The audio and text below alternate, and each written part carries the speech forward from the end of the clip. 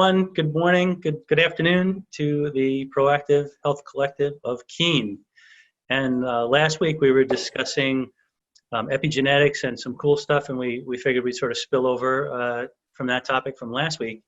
And when we got together in our weekly meeting to kind of discuss where we were going to go with this, it reminded me of when I was in college. My college project was to train flatworms, and what I did was I put these little flatworms in a little dish, and I would shine a light on them, and then right after I shine the light on them, I would shock them, and they would of course react.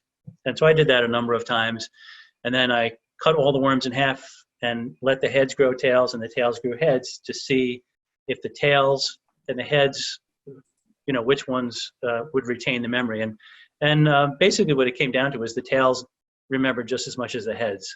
So the memory was not just in the brain, it was more a cellular type memory. And I don't know, I just thought it was really interesting. I didn't really grasp the concept of it at the time I was doing it, but it's kind of interesting how everything is connected. And that's one of the themes we're going to talk about today, is how everything is connected. And I guess that speaks to sort of a holistic approach. Yeah. So who would like to start off on that topipic? All right. So I was talking about at the end, how somebody would have their kidney, like for instance, a kidney transplant, right? And they never played an instrument, never did anything. And all of a sudden, if they heal from the kidney transplant, they can play the piano all of a sudden, find out their kidney came from a concert pianist. So you wouldn't think that, right? You would think not the kidney, maybe if I had a brain transplant, because that's where we think everything happens. And so in this particular book, which is called The Healing Codes by Alexander Lloyd and Ben Johnson, they talk about it, they put it in terms of quantum physics. So Albert Einstein. And they say, they give an example, because we started talking about that too, like the DNA from somebody reacting. So I'm just going to read this, and don't worry, it's not going to be that long, but it's better than me just trying to paraphrase it. In 1998, they scraped cells from the roof of a subject's mouth and placed them in a test tube. They hooked the test tube up to a lie detector or polygraph. Then they hooked the subject up to a polygraph, but in a totally different area of the building. They had the subject watch different types of shows on television: peaceful, soothing shows, and violent, stimulating shows. What they found was that the individual cells registered the exact same activity at the exact same instant as the person. When the individual watched the calm, soothing shows, the physiological response of both the individual and the cells would calm down. When it switched to stimulating material, the individual and his cells would both show physiological arousal. They continued to separate the individual and his cells farther and farther apart until finally they were 50 miles apart. It had been 5 days since the cells were scraped from the roof of the subject's mouth, and they were still registering exactly the same activity at exactly the same instant. Another very similar experience, with similar effects was, and I'm not going to go, I'm not going to go to that, because I think that really says that super well. Wow, who can explain that? How does that happen? And that shows us there's a lot of connectivity going on, and that is what we're talking about today. We're all connected. And I think the interesting thing about that experiment, Becky, is that now you're talking about non-local. It's not just that the cells in the body react to other cells in the body, but that you can remove those cells, put them in another 50 miles away, and still have that reaction.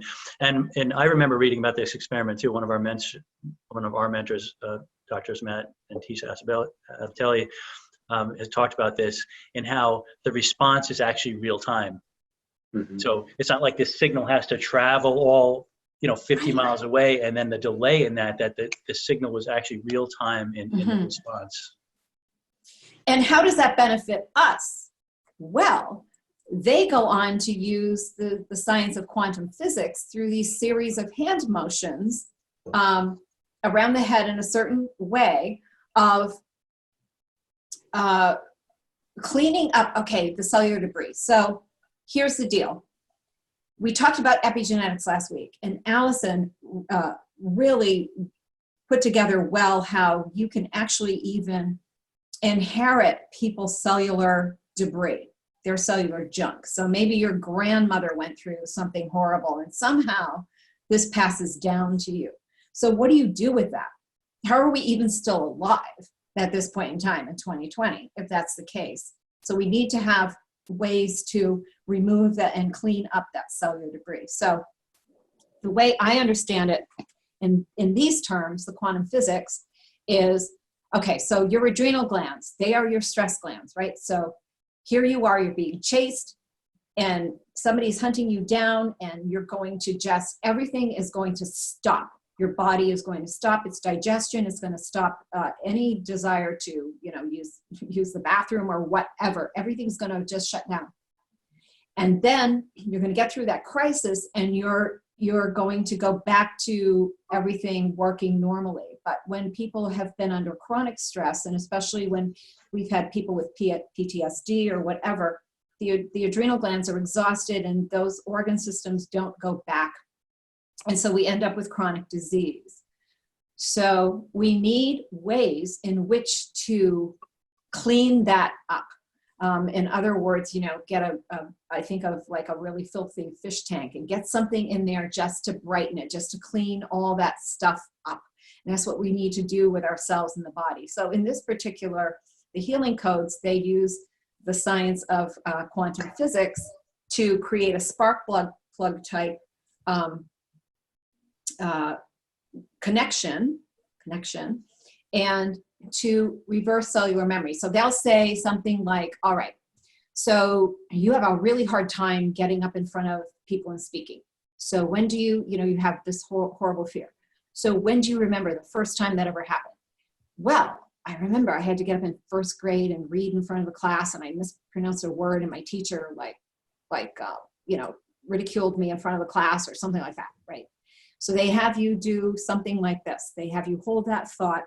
How much does that impact your feeling? They don't have you try to psychoanalyze yourself out of it. It has nothing to do with that. It has to do with holding the thought and doing these brief exercises until that the feeling of it diminishes.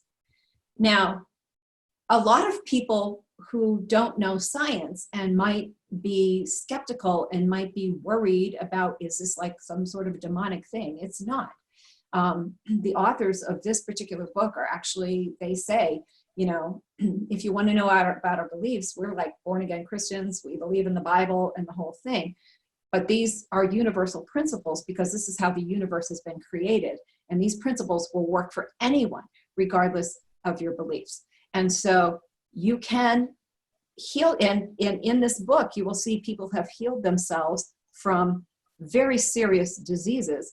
Alexander Lloyd, who is the primary author, he first discovered this to treat his wife's irretractable, irrefractable. Okay, so he had a depression that nothing would treat, and she had tried everything, and this corrected that. And then Ben Johnson, who is a naturopath, also credits this with curing his ALS. All right, so we're dealing with things on this hugely massive level within the body using simple things that intercept energetic fields and things like that. So that's my thing. That's my intro. I think that's a great way to look at it. And what's interesting is in quantum physics, there's a mindset of there's no time-space separation, and how we work. Like, think of it like how you, and this can go for the current situation globally right now with the COVID-19. And I know, we don't want to like dwell on that, but you have to think of like how we're all connected and how we're translating a fear and perpetuating a fear in society. And so it's interesting that what we have learned through the chiropractic care that we provide is there's again no time space separation, and how you react to one thing, if it doesn't directly affect someone around you, it can actually affect someone on the other side of the world. And so, and we think, we're separate, but we can feel that fear. Just like I went into a store the other day, and I felt like the social shaming of not wearing a mask. And I was like, okay, maybe I should be wearing a mask. And I looked around, and nobody said anything to me, not a word, but the energy behind it was so powerful. It's like it hit me in the back of the head. And I was like, okay, it's not for me, it's for them. And maybe that's how we should start looking at this kind of thing. If we're all connected and have a caring sense of connection with other people, the mask may not be for you, but it may be for somebody else. And that's where I think what's going on in the current way is we're not caring about others. It can be considered desensitizing to that other person who might be really afraid. And so the reaction of how quantum physics actually works is very powerful, and it doesn't have to be immediate right next to you. It can affect other people that you don't even know. Well, I could say that, one thing I've noticed, we talked a little bit about this in the previous conversations, is that, there's like a palpable blanket of fear that's around. I can actually feel it in my body because it's different, like I'm pretty aware of what I feel in my body. And I was walking around one day, I was like, man, there's just something that's been hanging around right here for the last few weeks. And I kind of realized what it was. I'm not sure I would totally agree with the strategy of placating with that. Me either. I think that, you've probably all heard the 100th monkey. I know practitioners have, but the 100th monkey effect is basically like, it doesn't take the whole population to have a shift in consciousness, but when you reach a critical point, 10% or something like that, it creates a shift in the energy or the consciousness of the population. I personally, I don't want to contribute to more fear and pad that particular thing because of the exact concepts we're talking about. I don't know. What I'd like to say is, so I had this is an example. So I had a woman in yesterday, and she was wearing a mask. She was coming in for a full consult. So we were together for probably 2.5 hours. And when she walked in, she goes, so where's your mask? And I said, oh, I don't have a mask. And she goes, you don't? And I said, no. And I said, and I don't think they're healthy. And she goes, well, she goes, and I'm not worried about this virus. And she goes, well, people are dying. And I said, well, people are always dying. And I said, and I'm not concerned about this virus, but I said, you're welcome to wear your mask. She was so relieved to take her mask off. But she said, you're the first person who has ever expressed that to me, who has ever said that. So to me, I can't wear the mask because the mask says I'm going along. The mask says that I agree with the germ theory. The mask says that I agree that we're in a horrible pandemic. And I don't believe that at all. So when I don't wear a mask, I understand it might be misinterpreted. And there's not much I can do about that. But I do it because it would be so untrue to myself. And it would be so untrue to what I believe to be true. And it would so be something that reinforces somebody else's reactive, fearful response that isn't healthy.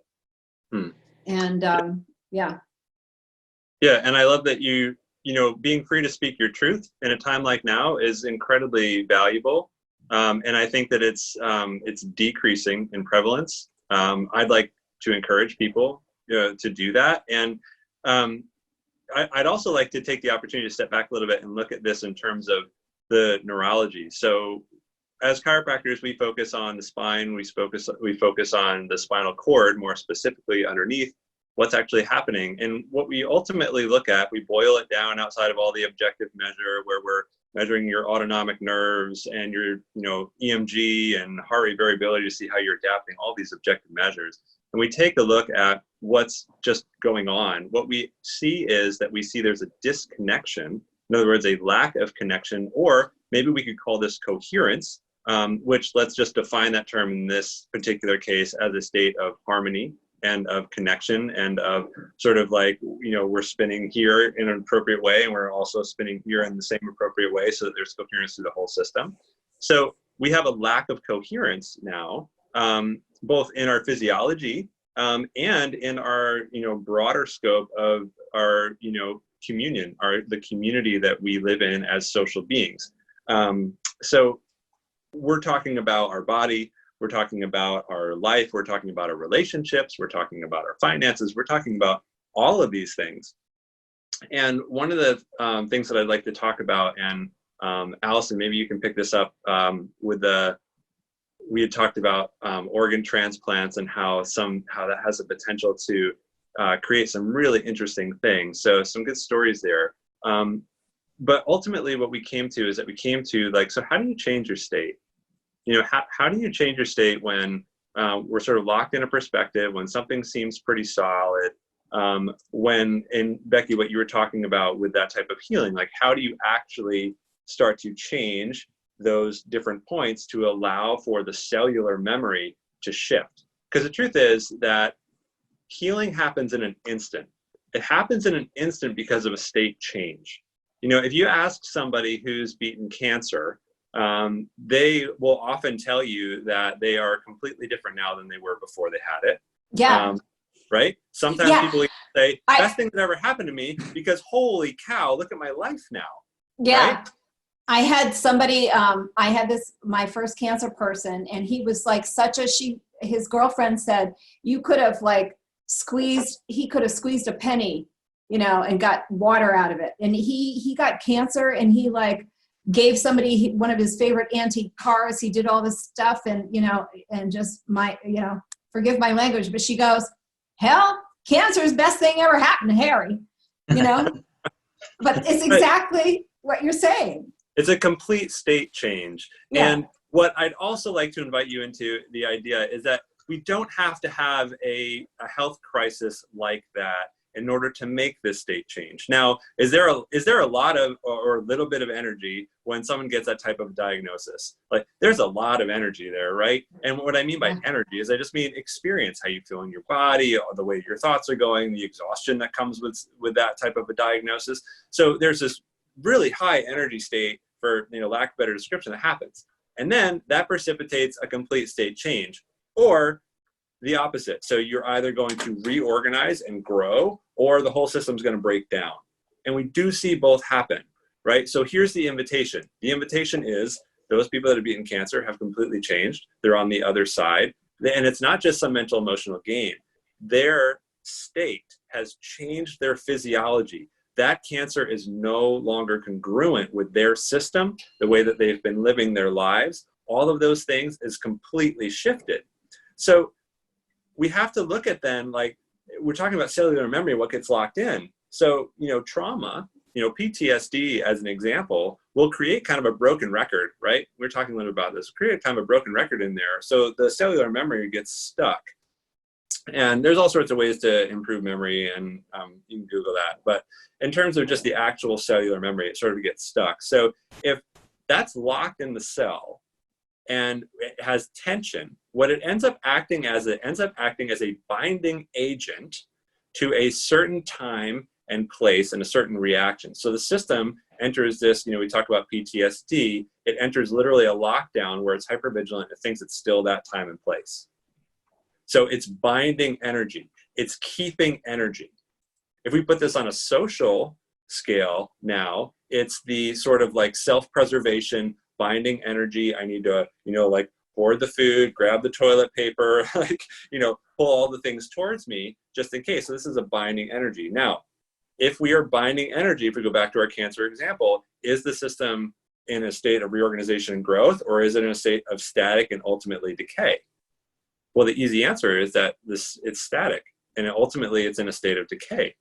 So, and we need to find a way to change the state and not bind that energy anymore. So I love the example of the mask, because there's so many different ways of looking at that.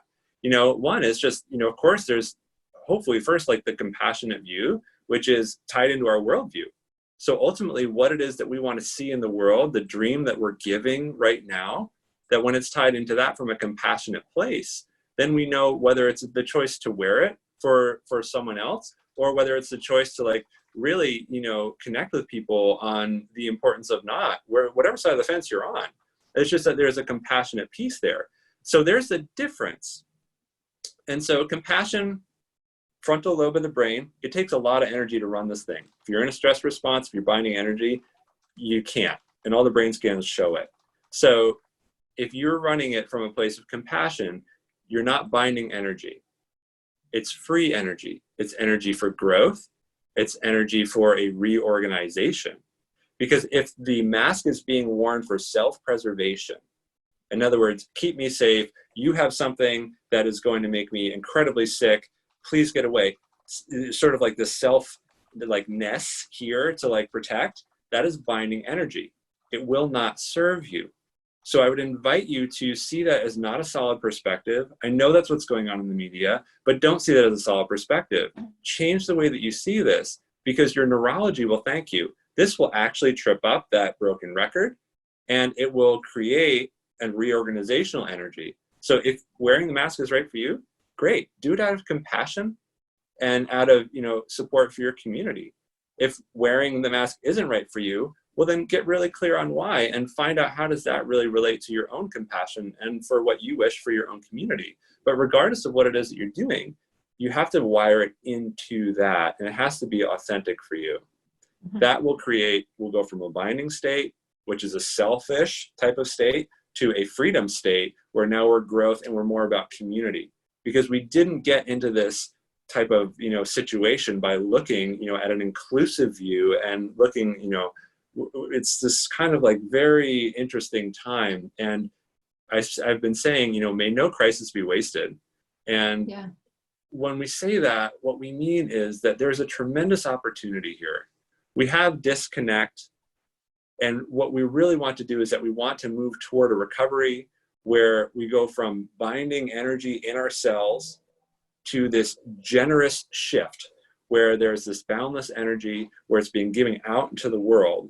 And what I would suggest is that, look to the history, look to the community, and identify like who are the heroes in this situation, or who are the heroes in similar situations, Great Depression, World War II, World War I with a flu, like holy moly, like who were the heroes back then? And I guarantee you that when you study these people, it was an inclusive view that they had. And now's the time to bring that forward. Yeah. Well said. Yeah, very inspirational too. What you say about it, the things are binding. I mean, that rings very true in Chinese medicine, because the whole goal of acupuncture, you can sum up 4 years of school by saying that it just gets the pathways of energy moving through your body. And what we diagnose and what we can feel is when the energy is not moving smoothly. So you have more energy over here and less of it over here. And we use needles as like electrical conductors to just even out that flow and get it moving. And if you think about fear and PTSD, and Dr. Tisa, what you were saying about going into the store and almost feeling like you're getting like knocked on the back of the head with the sort of energetic input around you, it is like a very freezing action, right? It's like when a deer jumps out in front of your car and it just stands there, right? It's the fear, it kind of binds. So anything you can do now to just get things moving is going to be so helpful.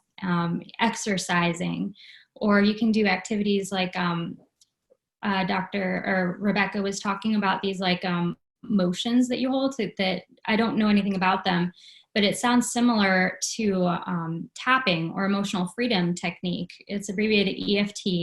You can go to YouTube and do like EFT for public speaking or EFT for anxiety, whatever it might be, and even do it for pain. But it basically leads you through these points that you tap, and they're really actually effective really powerful acupuncture points. And you do it in a certain sequence. And from my sort of viewpoint of medicine, it just gets the energy moving, and somehow it takes all of these like memories and the stored cellular memory, whatever it be, trauma, tension, whatever it might be. And it just gets it moving through the system. And I think it kind of shifts it from this fight or flight, like sympathetic nervous system mode, into the more rest, digest, relax, parasympathetic. So it's not like you erase these memories altogether, but they don't affect you the same way. Mm-hmm. Yeah. Yeah. A really cool example in the book, The Healing Code, is Alexander Lloyd talks about his son.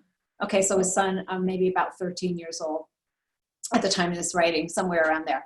But he loved the ocean. Absolutely. Anytime, just go to the ocean and, swim, do whatever. And then he saw the movie Jaws.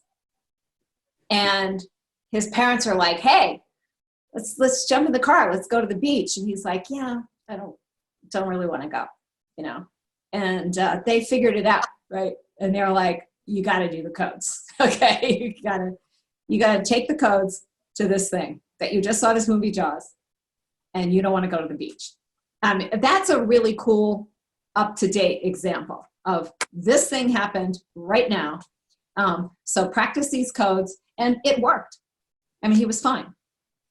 But it's the kind of thing, it's like when somebody, like a client recently told me she was in a major car accident. It was like, she grew up in New York City. She drove everywhere. She thought nothing of it, right? She was in a major car accident. Now she couldn't, just get in the car to drive, to the corner store. Things like that. Mm-hmm. Yeah. It gets wired that way, Mm-hmm. And then we start creating strategies to deal with it. And this is where it starts to like set in a little bit and sort of like grow these little tendrils, because the strategies, I love one of the things that Tony Robbins talks about. He talks about sustainable strategy. And I love it because, so the difference between a strategy and a sustainable strategy. So let's define strategy as, and this is what he says, he'll say, a strategy is something that works each and every time, all the time. Right? So that's a strategy. Works each and every time, all the time. The difference between a strategy and a sustainable strategy is that a sustainable strategy works each and every time, all the time, and liberates energy in the process. So here we are again, back to, are we binding energy, or are we creating free energy in our life? Do we have growth, or do we have sort of protection, defense, decay? How are we living this way? And so when someone's locked in these things, whether it's from, somehow we've had an experience, whether it's just been a socialized experience, as in we saw something on TV as a substitute, for mentorship and connection and community, and for the stories we would hear in our churches and towns and even nations at one point in time, or is it from a direct event, such as a car accident? Well, it gets locked in there. And so now we'll have strategies to kind of get around it, to immediately take action. And these strategies that we have are not sustainable. And in fact, they decrease our value over time, and they're usually not so healthy. As an example, one thing, a lot of people who, are looking to lose weight, one of the things that often gets missed is really like, it's not about the diet or about the exercise or about anything else. It comes down to like, what's going on in there, and why making the choices that we're making, because ultimately like those different foods are going to make us feel good. So it's sort of a strategy to get around and avoid a state. And to go back to the idea that we can change our state then opens up a whole new opportunity here. And when we're looking at, what's going on with people, and we're looking at where their state is currently, and then also like what are their strategies and what have been their strategies for a long time. And that's going to be very relevant to what's going on right now in the future, because people are developing strategies to deal with what's going on. And I'm fairly certain that a lot of the strategies that are getting developed right now are not sustainable. And it's really something to examine. Oh, And, that's... I was just going to say, when I noticed, like just in my observation, in my experience, so when we have a symptom, for instance, in our health, it's kind of, it's a signal like, okay, something isn't working. We need to figure out changing a strategy. And as you're saying, you could create a strategy that maybe locks more energy in, like, oh, I'm just going to take a medication, for instance, to keep that symptom down. But then life's, as time goes on, life tends to bring us another symptom. And then it's another opportunity for us to either address it in a way that we can liberate energy, or we're going to keep binding it down. And as things go on and as it progresses, the symptoms keep getting more intense and there's more energy there. So each time you move up the scale, you have this energy, it's almost more energy available for this shift, this state of changing your consciousness that's there. But I just look at you could use it as an analogy for what happens in our culture and our society, as things have been probably not right for a long time, right? As far as how we address things and that approach, we've talked about this in the past, and the symptoms keep getting greater. And so here we are with this major symptom happening, and it's creating fear. And as you're talking about, Matt, one choice is that we can lock down and hold that energy, and it's still there as an available energy source, or we can choose to then liberate that energy, and it could create a great change for us. Yeah. I mean, That's very energy interesting. is the essence of everything. And this is why I love the dynamic we have as a group, is we all see it and have our expertise in different areas that address that, but we're all really going after the same thing. Absolutely. And I would say one of the things that the developer of our technique, Dr. Donald Epstein, always says, you have to understand the meaning of what the symptom is trying to tell you. And because sometimes it's just like, oh, I have pain. Well, why do you have pain? Pain's meant to interrupt your life because it's telling you, can you guys hear me? Yep. Okay, just making sure everybody got frozen for a second. But it's meant to interrupt your life. And so the more you ignore it or cover it up or try to suppress it, if you will, the greater it's going to continue to show up in different ways. Because it's like your pain is like your body is yelling at you in Russian, right? You don't understand it, but it's yelling at you in Russian. If you're Russian, it's, Chinese, and if you're Chinese, it's English. Whatever, it doesn't matter. It's your body yelling at you, saying you've got to change something. You've got to shift the meaning of what this actually means, and that's what we try to focus on. It's brain-body connection, help you function better, create more ease, and good news, side effect of what we do, the symptoms tend to go away. However long that takes for that person, and when they're ready to connect with it. If you're looking for an easy route, sometimes it is just easier to take a pill instead of, oh, well, my diet's not great and maybe I should eat more vegetables or whatever, but that takes too much effort and too much energy. Well, then, really the question we always ask is, how badly do you really want to change, and find out what can change? And I feel like I'm frozen. Yeah, we missed the question. Okay, What was the question? Oh, sorry. Yeah, I feel like I'm frozen. I apologize. But the question we ask people a lot, I'm sorry, my internet is unstable. So is the question is like, how badly do you want to change? Oh boy. I guess you're just going to have to come into the office for that one.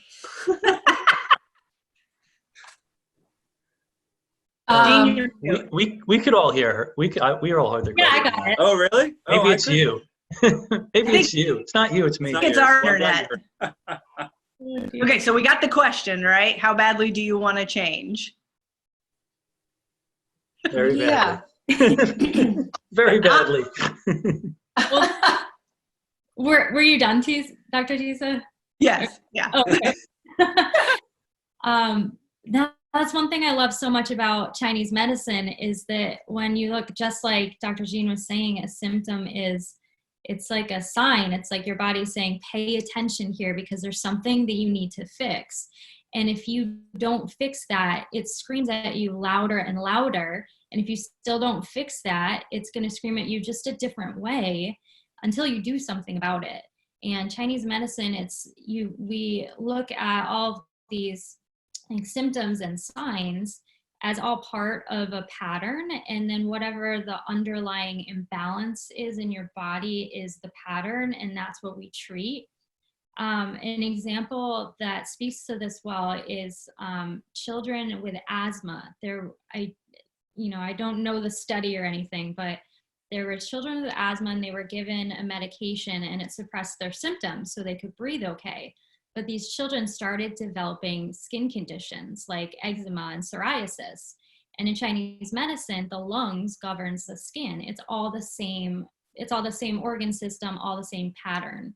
So a lot of the time people are mixed bags and they're everywhere and you've got to put the puzzle pieces together. Okay, it probably started with this, which led to this, and that's why it's there.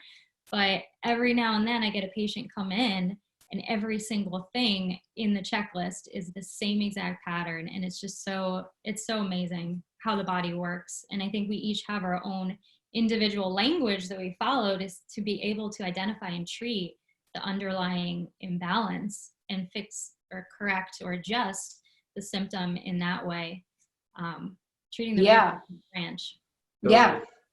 When you talk about the asthma and the atopic illnesses, psoriasis, eczema, things like that, one of our big problems, I think, dietary-wise, is the low fat. We started going with really low fat for children.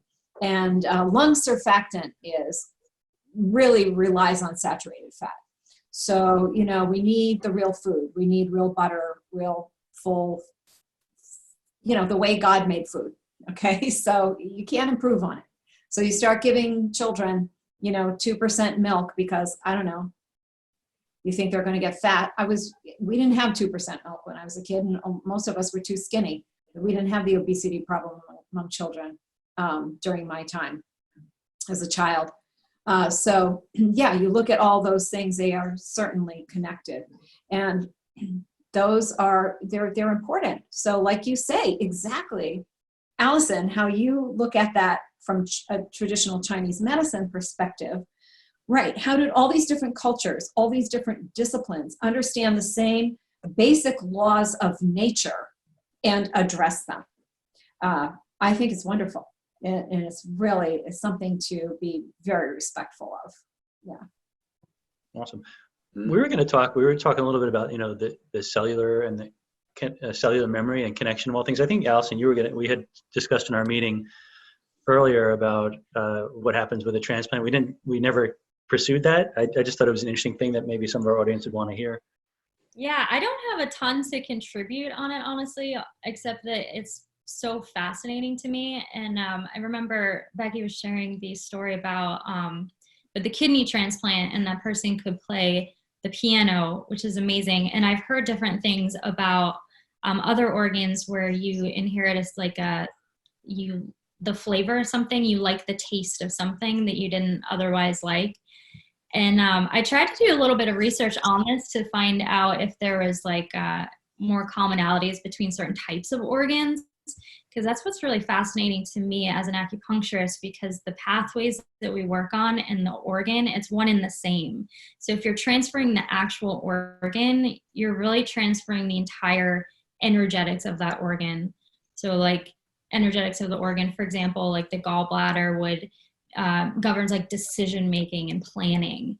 And they all have different sort of affinities, right? So the kidney actually is the water element, and that's about noise and hearing in your ears. So I just thought that was interesting how you play the piano after a kidney transplant. And I was curious if after a heart transplant you start to acquire sort of more taste, because the heart governs the tongue. And also the heart is short-term memories, kidney is long-term memories. And I've heard with certain organ transplants that you can actually inherit a memory that you never had before, which is unbelievable. I wish there was more that I knew about this to contribute. Right. It'd be a really interesting study to kind of map all that out from a Chinese medicine perspective. But I think, just in case the audience didn't understand, it's somebody that never played piano before, they get a kidney transplant from somebody who was a pianist, right? And they automatically, without ever taking a lesson, know how to play the piano just from the kidney. That's pretty cool. Yeah. There's one of my favorite books I was sharing with the group, it's called The Biology of Transcendence, Joseph Chilton Pearce, and they talk about idiot savants. And what that is, some people that might have a IQ of like 25, but they really can't function on any kind of level, even taking care of themselves or doing anything. But they have some, depending on how they were raised and the stimuluses that were in their environment.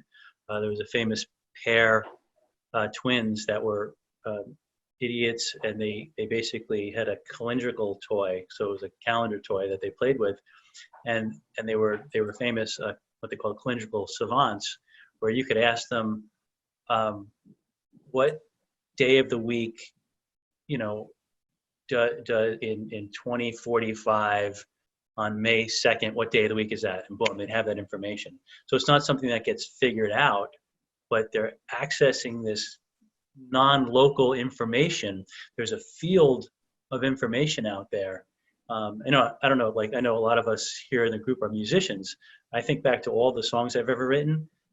They were sort of downloaded. I didn't actually write them. I did, but I would have an idea in my head, and then it just comes down like a download from somewhere. So just thought it'd be an interesting concept.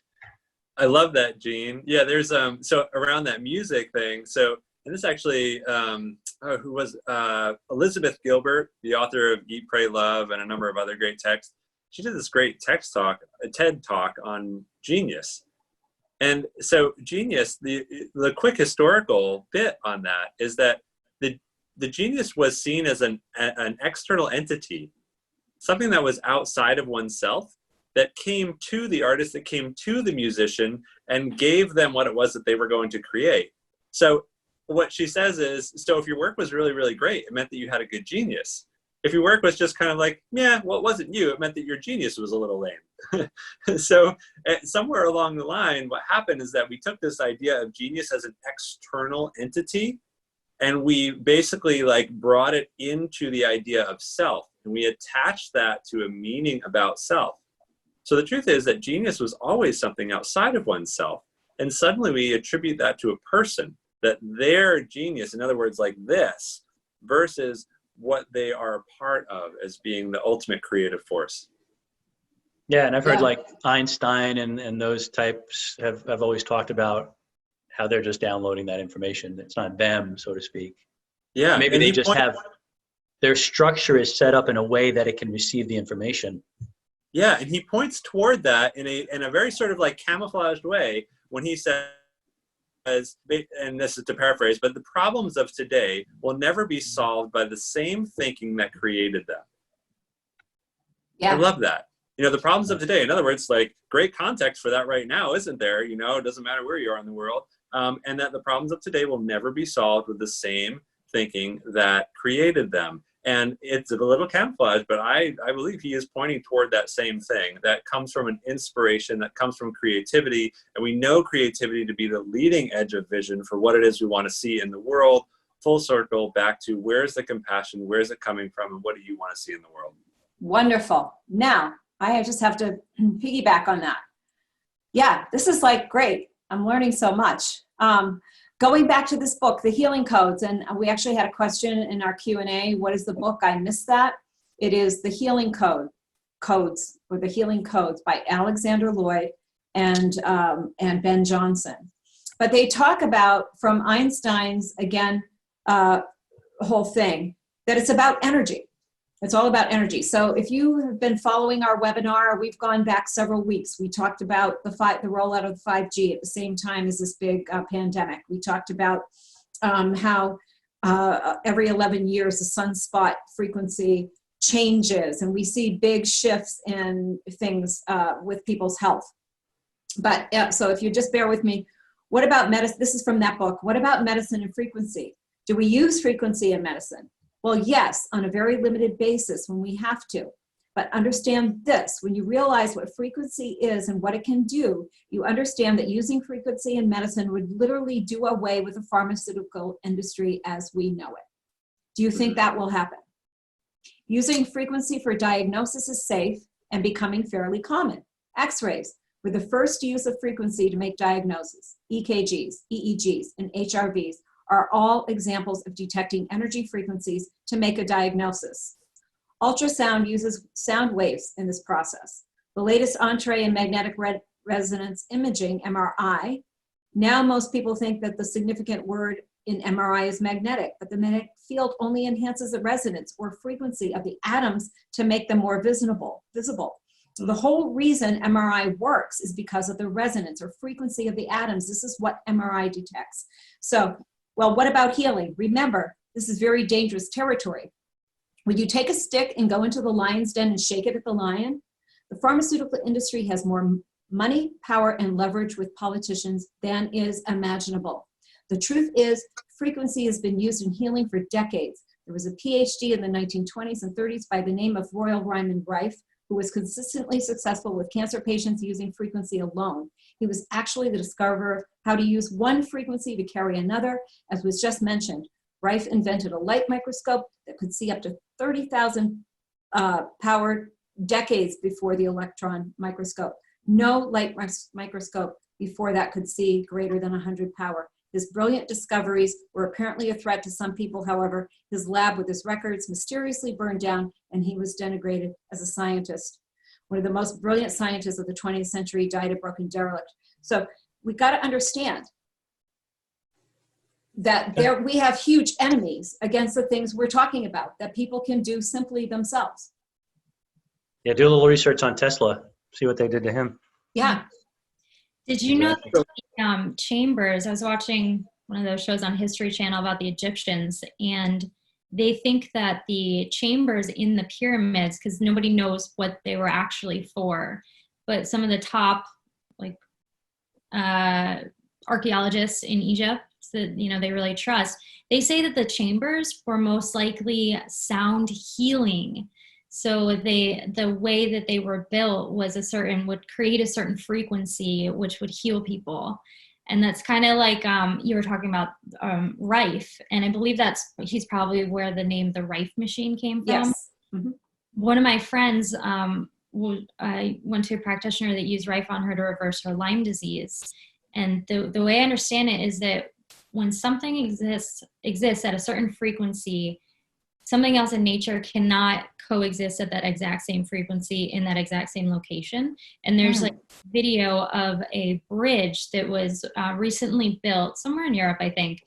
And the wind, it was only like 30, 40 miles per hour. It wasn't that strong, but the way that the bridge was built, the certain architecture of it, because it was this certain frequency, the way that the wind hit it, it started buckling, and there was cars on it, and you can see it, and it was built a couple months prior.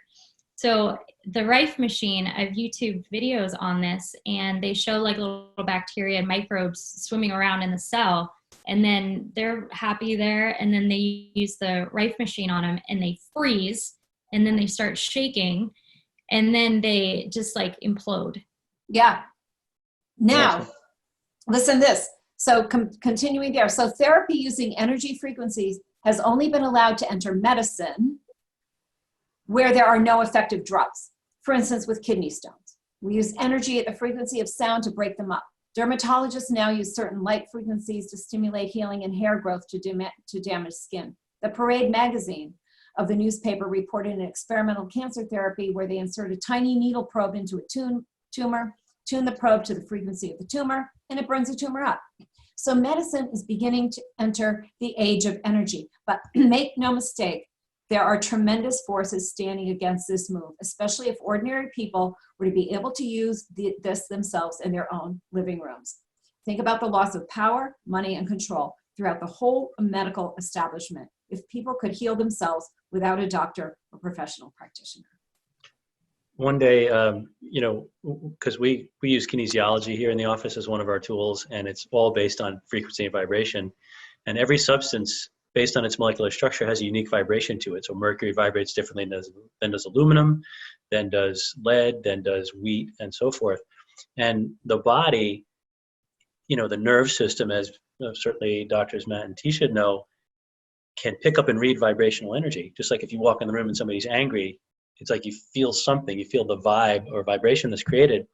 And you can use that to your advantage in a diagnostic way. So, doing a kinesiology muscle test, you can use different vibrations, what's called a kinesiology test kit, to actually figure out, what type of vibration is present in the body, whether it be mercury or lead or any kind of other harmful substance. And homeopathics, my understanding is they kind of work like that as well. You're actually putting in the body a vibration, and so and there's different ways to use it. Like some are, help the body clean out, some help the cell be healthy, but the ones like a thyroid cell, for instance, would have a healthy thyroid cell has a certain vibration to it. And if it's sick, if something's a problem with it, it's vibrating in a different way, in a sick way. And that's why these machines can read these vibrations too. Mm. But then if you introduce the healthy vibration in there, like you were saying before, it actually interrupts that. And then the cell can start to vibrate on that healthy balance, and then everything else kind of takes care of itself. And I've heard of people who, with supplements, for instance, they've had like a problem for years, and just by putting the supplement on them and them absorbing or feeling the energetics or the vibration of that supplement, their symptom actually goes away without even ingesting it. So pretty cool stuff. Wow. I'll just share a quick personal experience with that. During chiropractic school, you spend a lot of time in a cadaver lab learning about the body, hands-on, and there's an awful lot of formaldehyde in that process. And utilizing homeopathic afterwards to clean that out. And it was very quick, but it was all of a sudden my lungs just started burning, and there was a tremendous amount of coughing, and about 20 seconds later, it was all over. It was as if I was breathing fire for about 20 seconds. So firsthand account of that homeopathic, remedy, which was the predominant healthcare in this country before we had some organization with what we now have as our dominant healthcare in this country, really vying for their place in the sun. And in terms of trauma care, we're very, very lucky. And we should just acknowledge that there's an awful lot of wisdom out there. And if what we're looking at ultimately here during this time is a reorganization to a healthier state of being, both internally in our body and also externally in our relationships and our communities, then by taking these principles and applying them into the day-to-day, ultimately what we'll do is that we will create resilience, because no one's going to do that for you. And we have been taught to give that ability over to an authority. So when we're doing that, and we're basically showing up and asking someone else to fill us up, we're kind of hanging by a thread. We're not very strong. We're not very resilient. We're certainly not sustainable. So it's time to really examine, what can I take back into my own power? How can I take everything that all of these amazing practitioners are saying here, apply that to my everyday life? What more questions do I have? And to really think about that, because one of the most important things you can do is to put the quest back in question. Ask these questions and let that drive you. And then we always say, don't believe what you hear. Do the research. Don't believe what you're reading. Don't believe what someone says. And if you believed everything I say today, I'll say that's foolish. Don't believe everything I say, but research this stuff and put the search back in research. Turn this into, get passionate, people. Now's the time. May this crisis not be wasted. Mm-hmm. Well said. Amen. Yeah. You're so inspirational. Yeah. And how much energy does that bring up? It brings up so much, and it really fuels people, and asking people to figure out, and we talk about the tiers of consciousness, or the mindset behind what we think and what we want. The first tier, the first mindset is where we're currently at. The less, the lack, the scarcity. I have to get rid of something. I know we've talked about this before. And then the second tier is abundance, more fulfillment, really resonating with what you want. And so there's more energy behind that. And it's just amazing how if someone comes in and they're like, this is wrong, this is bad, this doesn't work, and then you find out that they hate their job, and then all of a sudden you get that emotional response of, yeah, I think a lot of this is stemming from this decade of being in this job that I hate. And then all of a sudden you ask them, well, what would it take to change it? And they're like, I don't know. And as what if it were easy? If you could just get a different job? Yeah, get a little more energy and have a new job. And then I say this as a example because I had someone walk in the office this week with that concern.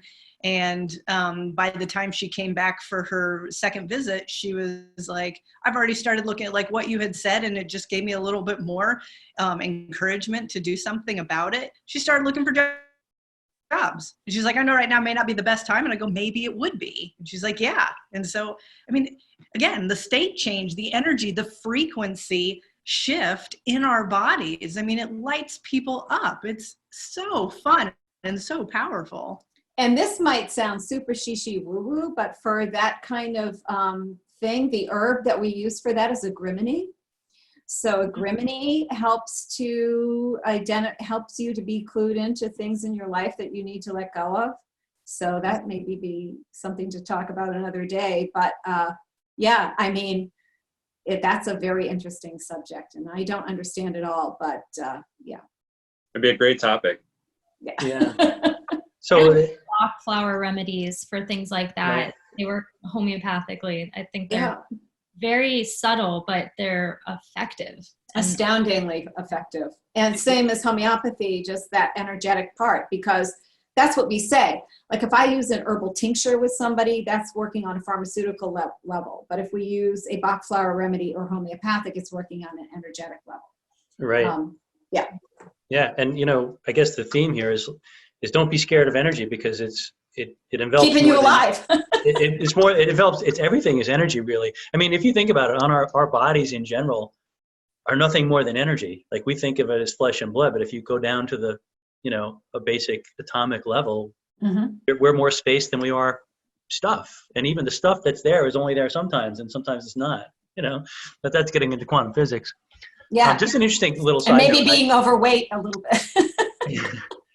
I practiced in Georgia, in Atlanta, for a number of years, 20 years. And I remember having this lady come in once and, again, practicing the same type of chiropractic that Doctors Matt and Tisha practice. And this lady was so bound up, like her energy was so bound up. And we made some light contacts, and her breath began to open up. And then we gave her some exercises to use breath as a tool to kind of relax her body more. And she went, and she was like amazed. She had a great change, and she felt so much better. And then I got an email or something shortly after that said she went to her pastor, and her pastor said, you don't want to, anything that's energy, you got to stay away from. And this poor lady, based on these kind of antiquated beliefs, was told to believe that if anything that causes your breath to open up, you got to watch out for that. So, and the point is, like, sometimes we all have a certain perspective, things that we've learned, information that's come in, and we develop like I don't know, it's like a rut in how we think and in our beliefs, and we have to be open to understanding that there's more than we necessarily know about, and to be flexible enough to try different things and bring our lives to a new level that we might not previously have been able to achieve. Yeah. So. And just participating in our webinar today, somebody's saying, I want to, it's not for everybody. Some people, you want to help them, you want to encourage them in these ways, and they don't have the ears to hear, but also, just making it kind of crazy. Like I get kind of dizzy when I can't, like, it's frustrating for some people. Say, I try to tell them. So what we do here is we're trying to say, you can't do anything with information you don't have. So if we can help you, provide you with information so you have more options when it comes to taking care of yourself and your family and your loved ones, then that's what we're here for. And we're happy to be able to do that. Yeah, and find your tribe.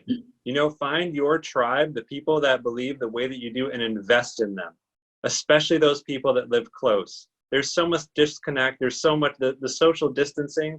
I get it. I really get it. And yeah, there's some science behind that, obviously. And may that not be a, thorn in our community. May that not be a thorn in like the nucleus of our tribe. And may we take the opportunity to really find who are those people, who does make us stronger, who is on the same journey with us, just like Rebecca and Gina are talking about. Who are these people that create that around us? Invest in them now more than ever.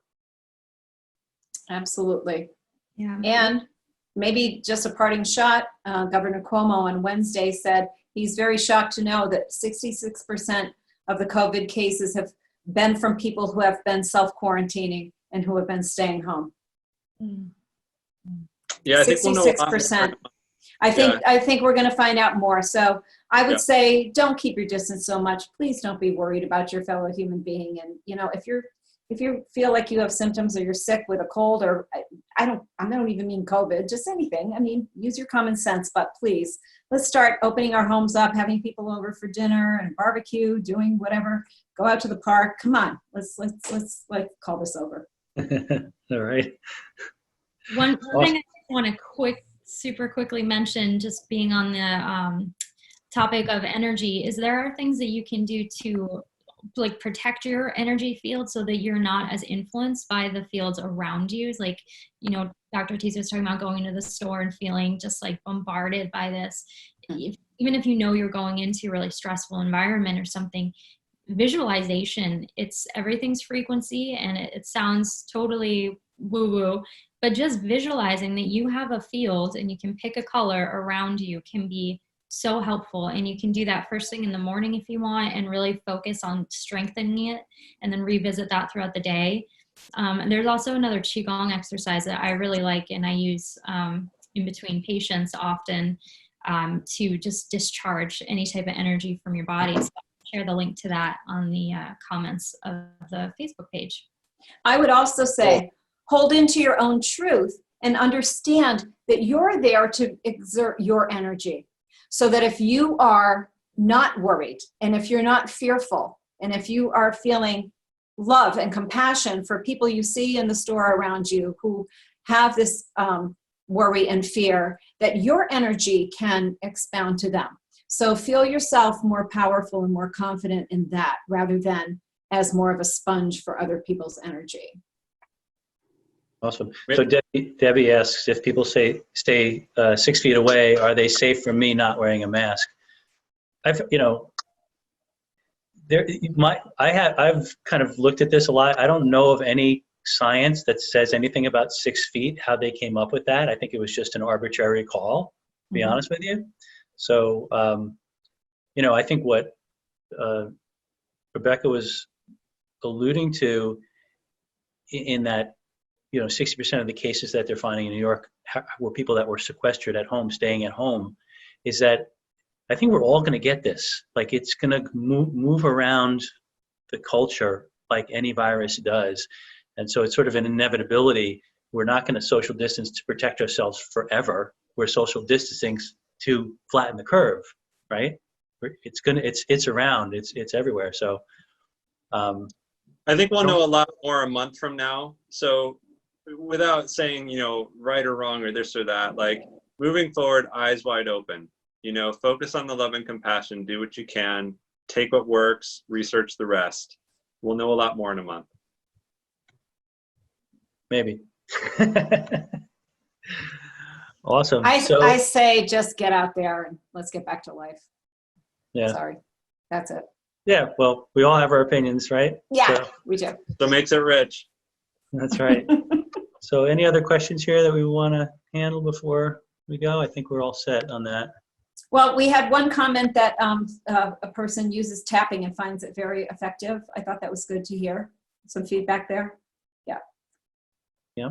Good deal. All right. Awesome. Well, as always, just a lot of fun and a pleasure. And I hope that our audience out there enjoyed it. We certainly welcome your comments and feedback. If you have other things to, again, that you want to hear about in future talks, certainly shoot us an email or a text or a comment if you're watching this on Facebook. And we'll be back at it next week. All right. Awesome. Thanks, y'all. Awesome. Thanks, everybody. Thank Great weekend. Have a great Take week. care. We love you so much. Love you.